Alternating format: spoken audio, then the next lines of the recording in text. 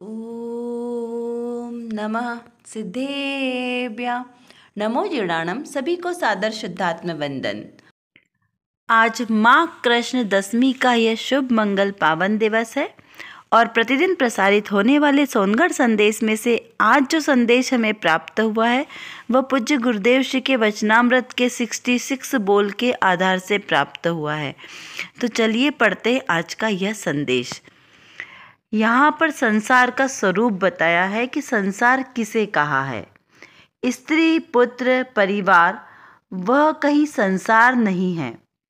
अपनी पर्याय में जो मोह राग द्वेष रूप विभाव भाव है वही संसार है। अपने ज्ञान स्वरूप की महिमा से चित होकर जो पर के कर्तृत्व का भाव तथा राग द्वेष रूपी भाव वही संसार है। क्या कहा यहाँ पर संसार का स्वरूप बताया है कि संसार रियल में किसे कहा है और हम किसे संसार समझते हैं। हम तो ये जो जगत जो हमें आँखों से हमारे आसपास दिखाई देता है, जिसे वर्ल्ड भी कहते हैं, विश्व, इसे हम संसार समझते हैं। लेकिन रियल में ये संसार नहीं है। यह तो एकमात्र 6 द्रव्यों का समूह है जिसे विश्व कहा है। लेकिन संसार रियल में जो है वो कैसा है? हमारे अंदर में ही उत्पन्न होने वाले मोह राग द्वेष रूपी परिणाम। जो संसार हम स्त्री, पुत्र, घर, परिवार, कुटुंब, रिश्तेदार, समाज, इसके रूप को हम समझते हैं, वो रियल में हमारे है ही नहीं। क्योंकि हमसे कैसे है? वो अत्यंत भिन्न है, इसलिए वो हमारे नहीं है। पर वस्तु है ना हमसे, इसलिए यहाँ पर भेद किया है कि संसार क्या है और ये कहाँ से मिलते हैं। स्त्री, पुत्र, परिवार ये कैसे मिलता है? ये पर के संयोग से मिलता है। पर में एकत्व, ममत्व, बुद्धि जो हम करते हैं उसकी वजह से मोह राग द्वेष उत्पन्न होते हैं। क्योंकि आत्मा तो त्रिकाली शुद्ध है ना, आत्मा में मोह राग द्वेष तो होता नहीं है। लेकिन पर के संयोग से आत्मा में विकार उत्पन्न होते हैं, मोह राग द्वेष रूपी। और जहाँ मोह राग द्वेष रूपी भाव होंगे वहाँ पर उनको बंधन होगा, द्रव्य कर्म बंधेंगे। मोह राग द्वेष आदि भाव कर्म है और भाव कर्म के आश्रय से द्रव्य कर्म बनते हैं। और मोह राग द्वेष रूपी जो भावों के आश्रय से 9 कर्म, शरीर संरचना आदि जो 9 कर्म है, इसका बंधन होता है। यानी देखा जाए तो ये तीनों कैसे हैं? एक दूसरे पे डिपेंड है और जब भी होंगे तो एक साथ होंगे। 9 कर्म, द्रव्य कर्म, भाव कर्म, तीनों का बंधन एक साथ होगा। और जब इनका बंधन होगा तो फिर उदय में भी आएंगे। तो जो उदय में आएंगे तो उस वजह से क्या होगा? संसार बढ़ता है। संसति संसरण इति संसार, यानी संसरण करना, एक गति से दूसरी गति, दूसरी गति से तीसरी गति, ऐसे गति से गत्यांतर करना, यह क्या है? संसार। फिर और देखें तो पंच परावर्तन रूप, द्रव्य परावर्तन, क्षेत्र परावर्तन, काल परावर्तन, भव परावर्तन और भाव परावर्तन, इस प्रकार से 5 प्रकार से परावर्तन कहे हैं। इन 5 परावर्तन को भी संसार कहा। तो यहाँ पर क्या हमने समझना है? यहाँ पर जो हमने स्त्री, पुत्र, परिवार को कहा ना कि हमने तो अपना नया संसार बसा लिया, हमने अपना घर परिवार बना लिया। तो यहाँ पर ये जो घर परिवार भी जिसे हमने अपना कहा है वह भी मेरा नहीं है। ना तो ये संसार है स्त्री, पुत्र, कुटुंब वाला, और ना ही घर परिवार वाला मेरा घर है। क्यों? क्योंकि ये हमारे नहीं है। तो फिर मेरा घर कहाँ है? मेरा आत्मा, मेरा निज शुद्धात्मा, वही मैं हूँ और उसका जो आश्रयभूत है वो मेरा घर है ना। तो उसमें क्या है? अपनी जो पर्याय है, जो शुद्ध मोह राग द्वेष रूपी विकारी भाव है, वो संसार से रहित जो अवस्था है, वीतरागी भाव, वीतरागी परिणाम, वो मेरे परिणाम है, वो मेरा परिवार है। क्षमा, धैर्य, समता, ये सब मेरे परिवार, कुटुंबीजन है। तो ये जो सद्गुण है, सद्गुण रूपी मेरा परिवार है।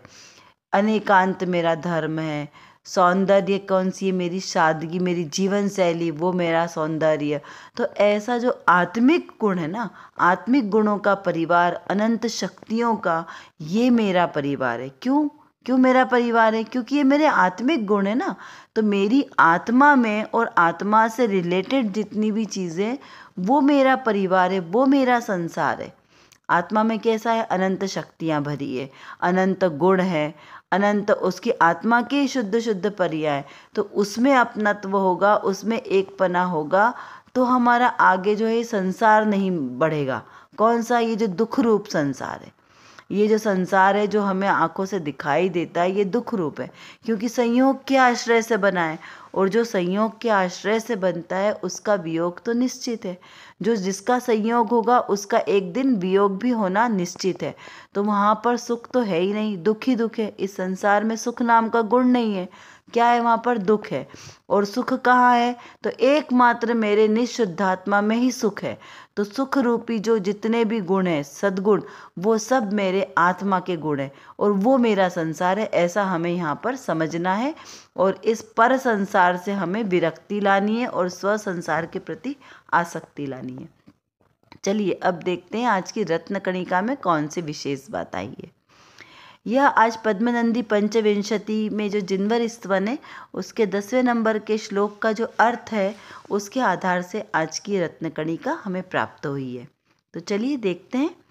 लिखा है कि हे प्रभु, आपके दर्शन से अन्य जन्मों की बात तो दूर रहो, किंतु इस जन्म में भी मुझे नाना यानी विविध प्रकार के सुखों की प्राप्ति होती है और मेरे समस्त पाप दूर भाग जाते हैं। जो एक भक्त है वो भगवान की स्तुति करते हुए, भगवान का धन्यवाद देते हुए कहते हैं कि हे प्रभु। कौन प्रभु? हे जिनेंद्र वीतरागी प्रभु। क्योंकि जो आप वीतरागी सर्वज्ञ हितोपदेशी है वही तो सच्चे देव है ना, वही सच्चे भगवान है, सच्चे गुरु हैं, शास्त्र हैं। तो ऐसे वीतरागी प्रभु से, अनंत प्रभु से भक्त याचना करता है कि हे प्रभु, आपके दर्शन करने मात्र से अन्य जन्मों के अन्य दूसरे जन्म की बात तो दूर कहो, इस जन्म में भी आपके दर्शन मात्र से कितने सारे दुखों का अंत हो जाता है।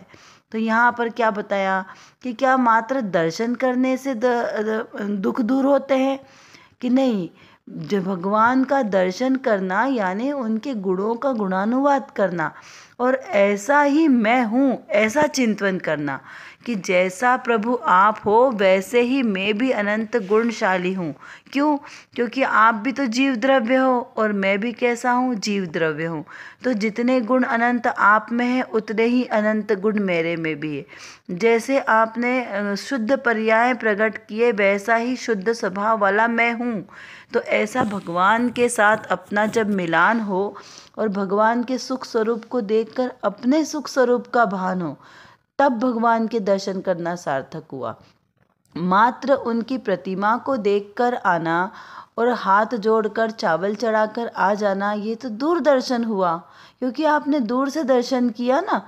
और किसका दर्शन किया? वो प्रतिमा का। प्रतिमा पाषाण किए या धातु किए, रत्नों किए, ऐसे प्रतिमा के दर्शन हुए ना, भगवान के दर्शन नहीं हुए। क्योंकि भगवान तो कौन है?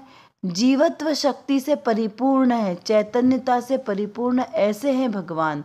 तो क्या हमने उनमें जीव द्रव्य को देखा कि वो जीव द्रव्य हैं और कैसा जीव द्रव्य है? वैसा ही जीव द्रव्य मेरे पास भी है, मैं स्वयं वही जीव द्रव्य हूँ। तो जब हमने इस तरीके से उनके गुणों को जाना, गुणों को हमने समझा, गुणानुवाद किया, तब उनका दर्शन करना सार्थक हुआ। और इस प्रकार दर्शन करने से अनंत भवों के जो कर्म हमारे पूर्व के बंधे होंगे ना, निधत्ति निकांचित कर्म भी, वो भी खत्म हो जाते हैं। तो हमारे भवों के कर्म हो चाहे इस भव के हो, सभी कर्मों का अभाव होता है। क्योंकि पूर्व जो कर्म बनते हैं वो कैसे हैं? शुभ होंगे या अशुभ होंगे, शुद्ध नहीं होंगे। लेकिन जब अपने स्वरूप का ज्ञान होता है तो शुद्ध परिणति प्रकट होती है और शुद्ध परिणति के आश्रय से जो अशुभ कर्म है उनकी गुण श्रेणी निर्जरा के साथ वो सब निर्जरित होते जाते हैं।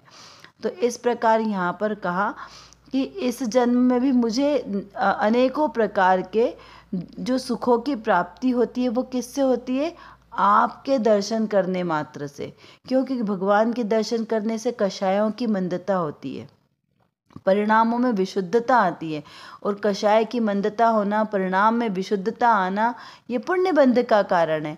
और जब जब पुण्य का बंध अधिक होगा तो असाता कर्म का उदय भी कम होगा, साता कर्म का बंध होगा तो उससे सुख की प्राप्ति होगी ना। और जब अपने निज स्वरूप का हमें ज्ञान होगा, निज स्वरूप में लीनता होगी, तो शाश्वत सुख की प्राप्ति होगी। क्योंकि अपने सुख स्वभाव की का ज्ञान करने से, शुद्ध स्वभाव की अनुभूति करने से सच्चा सुख प्राप्त होता है, निराकुल दशा प्रकट होती है। और सच्चा सुख किसे कहा? नियम सार जी की गाथा में आता ना, निराकुलता सो सुखी। तो जो निराकुलित है वही सच्चा सुखी है। तो ऐसे अपने स्वरूप का ज्ञान होने से हमें निराकुलता आती है, सच्चे सुख की प्राप्ति होती है। अपने एकमात्र ज्ञायक स्वभाव में रमना जमना, उसका ही चिंतन करना, यह एकमात्र सुखी होने का उपाय है। तो चलिए अब कुछ प्रश्नों के माध्यम से चिंतन धारा को बढ़ाते हैं। संसार यानी क्या समझना? किसे संसार समझना? जिसे हमने अपना परिवार समझा है, क्या वह मेरा परिवार है? इसका विचार करें, चिंतन करें। भगवान के दर्शन करने की महिमा है या जिन दर्शन से निज दर्शन करने की महिमा है, इस पर भी विचार करना है।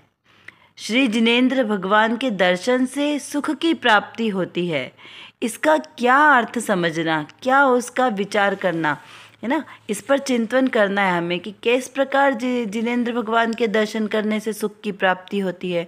और यदि हमने जिनेंद्र भगवान के दर्शन नहीं किए तो हमें क्या क्या नुकसान हो सकता है, हमें क्या हानि होगी, किन चीज़ों से हम वंचित रह सकते हैं, इस पर भी हमें विचार करना है। क्योंकि जब तक हम इसके फल को नहीं जानेंगे ना, तब तक उतनी रुचि नहीं बनेगी। तो जिज्ञासा पूर्वक हमें यह समझना है कि जिनेंद्र भगवान के दर्शन करने का क्या महत्व है और जिनेंद्र भगवान के दर्शन से दूर जाने का क्या नुकसान होगा, किस प्रकार भव अटवी में हम भटकते रह जाएंगे यदि हमने जिनेंद्र भगवान के सच्चे दर्शन नहीं किए। और जिनेंद्र भगवान के सच्चे दर्शन करने से किस प्रकार से मोक्ष सुख की प्राप्ति होती है, इसका विचार करना है। आशा करती हूँ आपको यह सब अच्छी तरीके से समझ में आ गया होगा। यदि कुछ नहीं समझ में आया हो तो आप ज़रूर हमसे कमेंट बॉक्स में लिखकर पूछ सकते हैं। और जो विषय आज हमारे सामने हुआ, इसको बारंबार चिंतन करते रहें, जिससे हमारी दृढ़ता मजबूत हो। और इसी प्रकार सम्यक श्रद्धा के साथ जो भी हम क्रिया करेंगे वही हमारे लिए कार्यकारी होगी।